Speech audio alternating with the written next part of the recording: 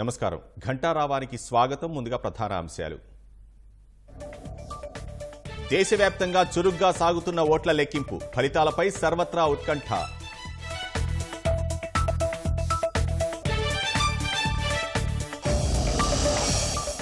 రాష్ట్రంలో దూసుకుపోతున్న కూటమి అభ్యర్థులు, 100కి పైగా స్థానాల్లో ఆధిక్యం.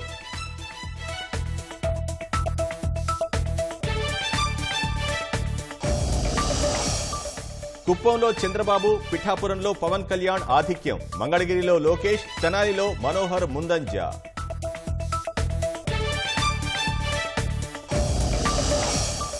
దుమ్ము రేపుతున్న తెలుగుదేశం ఎంపీ అభ్యర్థులు, శ్రీకాకుళంలో రామ్మోహన్, గుంటూరులో పెమ్మసాని ఆధిక్యం.